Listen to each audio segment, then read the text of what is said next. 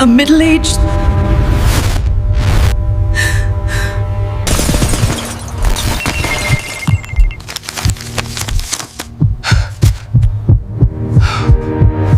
I hired a private investigator to follow my wife. What he uncovered destroyed everything I thought I knew about my marriage.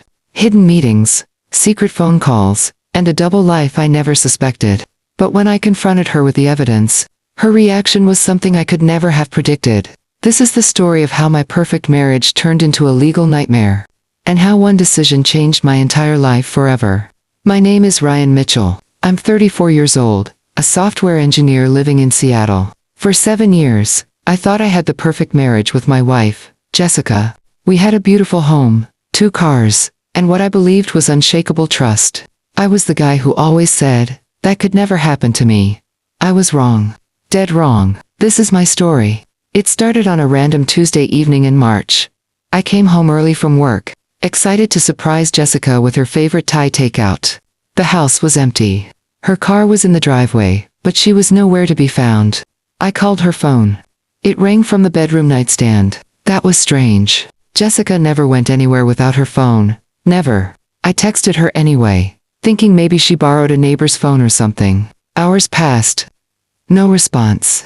When she finally walked through the door at 9 p.m., her explanation was simple. I went for a walk. Needed to clear my head. A 4-hour walk. Without her phone. I wanted to believe her. I chose to believe her. But something in her eyes told me there was more to the story. Over the next few weeks, the signs became impossible to ignore. Jessica started dressing differently. Wearing makeup to run errands. She'd laugh at her laptop screen and quickly close it when I entered the room. Her phone, which used to sit casually on the kitchen counter, was now permanently attached to her hand. Face down, always face down. Late-night showers became routine. She'd come home from grocery shopping smelling like cologne. Not perfume, cologne.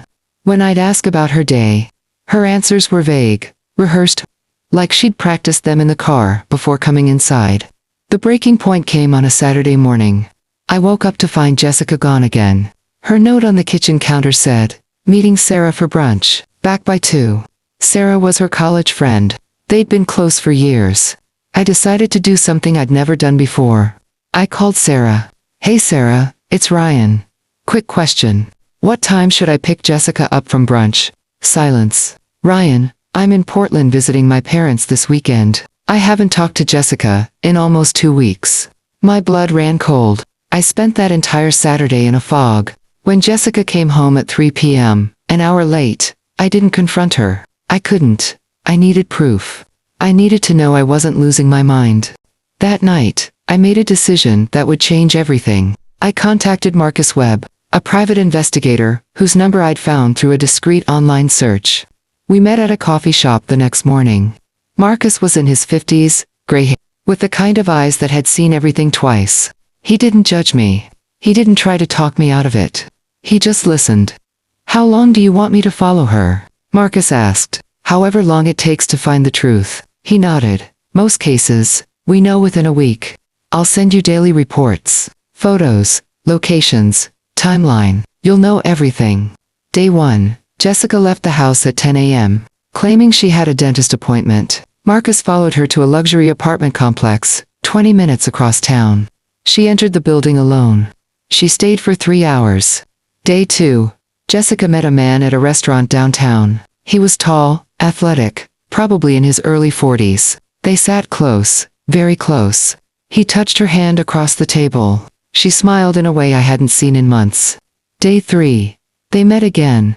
This time at a hotel. Marcus took photos of them entering together. They stayed for 2 hours. Each report felt like a knife twisting deeper into my chest. The woman I'd built a life with was living a completely different existence when I wasn't around.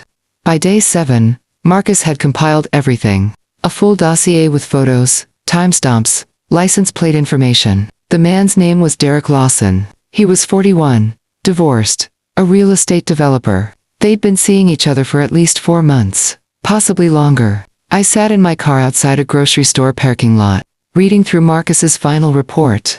Photos of Jessica kissing Derek. Photos of them holding hands. Photos of them entering hotels, apartments, restaurants. My hands shook so badly I could barely hold my phone. I called Marcus. What do I do now? That's up to you, Ryan. But whatever you decide, you've got evidence. Solid, undeniable evidence. I planned it carefully. I printed every photo, every report, every piece of evidence Marcus had gathered. I put them in a manila folder and placed it on the kitchen table. When Jessica came home that evening, I was waiting. We need to talk, I said calmly. She sensed something immediately. Her smile faded. What's wrong? I slid the folder across the table. Open it. Her hands trembled as she lifted the cover. The first photo showed her kissing Derek outside a restaurant. Her face went completely white. Ryan, I can explain. Explain what, Jessica? Explain the 4 months of lies. Explain the man you've been seeing while I'm at work. Explain the hotels. Tears started streaming down her face, but they felt hollow, performative. It just happened. I didn't mean for it to. Didn't mean for it to, what? Happen repeatedly. For months. She broke down completely, sobbing into her hands. But I felt nothing. No sympathy. No urge to comfort her. The woman I loved was gone. Replaced by a stranger, who'd betrayed everything we built. I want a divorce, I said simply. Her head snapped up. Ryan, please. We can fix this. I'll end it. I'll do anything. You already did everything. You destroyed this marriage. I'm just making it official. She tried to grab my hand, but I pulled away. I've already contacted a lawyer. You'll be hearing from them tomorrow. I wish I could say the divorce was clean and simple. It wasn't. Jessica hired an aggressive attorney, someone with a reputation for squeezing every penny from divorce settlements. She wanted the house, half my retirement fund, and spousal support, despite having her own career. My lawyer, Patricia Chen, was a bulldog in a blazer. When I showed her Marcus's investigation report, her eyes lit up. This changes everything. In Washington, infidelity can impact property division and spousal support. Jessica's lawyer tried to downplay it, calling it a brief lapse in judgment. Patricia shut that down immediately. With a timeline showing for months of documented affairs. The depositions were brutal. Sitting across from Jessica, in a conference room, while lawyers picked apart our marriage felt surreal. She cried multiple times, claiming I'd been emotionally distant. That she'd felt neglected. So your solution was to sleep with another man? Patricia asked coldly. Jessica had no answer. Derek was subpoenaed to testify. Watching him squirm under questioning was almost satisfying. He claimed he didn't know Jessica was married at first. Despite the wedding ring she wore in half the photos Marcus took. During discovery, Jessica's lawyer requested my phone records. They were looking for evidence of my own infidelity, trying to muddy the waters. They found nothing because there was nothing to find. But what they did uncover shocked everyone. Jessica had been transferring money from our joint savings account to a separate account I knew nothing about. Over $30,000 was moved over 6 months. When confronted, she claimed it was for personal expenses. Patricia pushed harder. Jessica finally admitted she'd been planning to leave me. To start a new life with Derek. You've been planning this for half a year, I asked during a break in the deposition. She couldn't look at me. I didn't know how to tell you. So you just stole our money and lied instead. The financial discovery got worse. Jessica had been using our credit cards to pay for hotel rooms, dinners, even gifts for Derek. Thousands of dollars spent on her affair. Using money I'd earned. Patricia filed an emergency motion to freeze all joint accounts and credit cards. The judge approved it immediately. Jessica was furious. Her lawyer tried to argue that I was being vindictive, but the evidence was overwhelming. She'd systematically betrayed our marriage and stolen marital assets to fund it. 3 months into the divorce proceedings, Jessica showed up at my apartment unannounced. I'd moved out of our house and into a small one-bedroom place, across town. She looked terrible. Dark circles under her eyes, hair unwashed, wearing sweatpants and a hoodie. Can we talk? Please. Against my better judgment, I let her in. She sat on my couch and cried for 10 minutes straight before saying a word. When she finally spoke, her voice was barely a whisper. Derek left me. He said it was too complicated, too messy with the divorce. I felt nothing. No satisfaction, no sympathy, just emptiness. I'm sorry, she continued. I know that doesn't mean anything now, but I'm sorry. I destroyed everything. I destroyed us. You did, I agreed, and you can't undo it. Is there any chance? No. There's no chance. Whatever we had is gone. Jessica, you made sure of that. She nodded slowly, wiping her eyes. I don't blame you. I just wanted you to know that I know I ruined the best thing in my life. After she left, I sat in my apartment for hours, staring at the wall. Part of me wondered if I should feel victorious, vindicated, but I just felt tired, exhausted from months of betrayal, lies, legal battles, and emotional warfare. 8 months after I first hired Marcus, the divorce was finalized.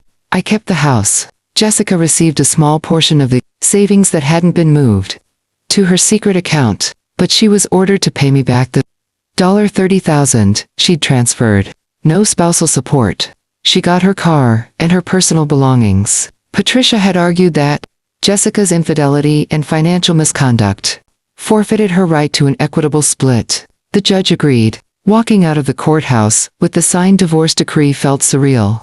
7 years of marriage ended with a signature. The first few months after the divorce were the hardest. I threw myself into work, picked up hobbies I'd abandoned, started going to therapy. My therapist, Dr. Reeves, helped me process the betrayal without becoming bitter. You can't let this define you, she'd say. What Jessica did was about her character, not your worth. Slowly, I started believing it. I reconnected with old friends, traveled to places I'd always wanted to visit, started working out regularly.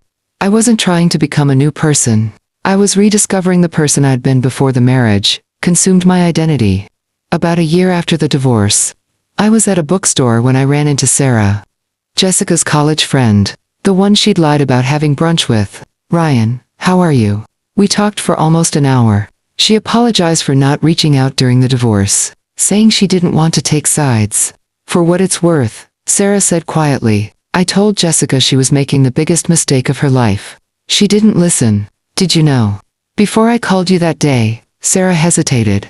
I suspected something was off, but I didn't know for sure. I'm sorry I didn't say something sooner. I appreciated her honesty. We exchanged numbers and promised to stay in touch.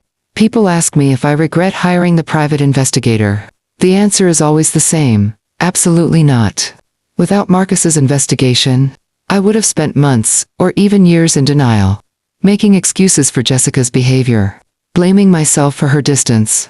I would have been gaslighted into thinking I was paranoid, crazy, imagining things. The evidence gave me clarity. It gave me power in the divorce proceedings. Most importantly, it gave me the truth. Yes, the truth hurt like hell. But living in a lie would have hurt more. I learned a lot about myself through this ordeal. I learned that I'm stronger than I thought. I learned that I deserve someone who treats me with respect and honesty. I learned that betrayal doesn't define me, but how I respond to it does. I also learned to trust my instincts. When something feels wrong, it usually is. Don't ignore the red flags. Don't make excuses for behavior that doesn't add up. I haven't spoken to Jessica since that night. She showed up at my apartment. Through mutual acquaintances, I heard she moved to another city, trying to start fresh. I hope she finds whatever she was looking for. I genuinely do. Not for her sake, but for mine. Holding on to anger and resentment only hurts me. Derek, from what I understand, got into legal trouble with a business deal that went south. Karma has a strange way of working itself out. Marcus, the private investigator, and I stay in occasional contact. He checks in every few months, making sure I'm doing okay. He told me once that my case was one of the hardest for him emotionally, because he could see how much I loved Jessica. But you did the right thing, he said. You deserved to know the truth. 2 years after the divorce, I'm in a completely different place. I got a promotion at work, bought a new house, and started dating again. Nothing serious yet, but I'm open to it. I'm more cautious now, definitely. But I'm not closed off. I believe there are good, honest people out there. I just have to be smarter about who I let into my life. The biggest change is internal. I don't define myself by what happened to me. I define myself by how I rebuilt my life afterward. I'm not a victim. I'm a survivor. If I could give advice to anyone going through something similar, it would be this. Trust your instincts. If something feels wrong, investigate it. Don't let fear of the truth keep you in denial. Get evidence. Emotions are messy, but evidence is clear. If you need to protect yourself legally, documentation is everything. Don't stay for the wrong reasons. Don't stay because you're afraid of being alone. Or because you've invested so many years. Or because you're worried about what people will think. Stay only if the relationship is healthy, honest, and mutual. Betrayal is not your fault. I spent months wondering what I did wrong, how I failed as a husband. The truth is, Jessica's choices were hers alone. I couldn't have prevented them. Healing takes time. There's no rushing it. Some days will be harder than others. But eventually, the pain fades. The anger softens, and you wake up one morning realizing you're okay. Actually okay. Surround yourself with good people. My friends, family, and therapist were lifelines during the darkest months. Don't isolate yourself. Lean on people who care about you. Hiring that private investigator was the hardest and best decision I ever made. It shattered my illusions, but gave me freedom. I'm not grateful for what Jessica did, but I'm grateful for who I became because of it. I'm stronger. I'm wiser. I'm healthier. And I'm ready for whatever comes next. If this story resonated with you, if you've been through something similar, or know someone who has, please leave a comment. Share your story. Let's support each other. And if you found value in this video, please hit that like button and subscribe to the channel. We share real stories from real people every week. Stories of heartbreak, survival, and triumph. Thank you for watching. Thank you for listening. And remember, no matter what you're going through, you're stronger than you think.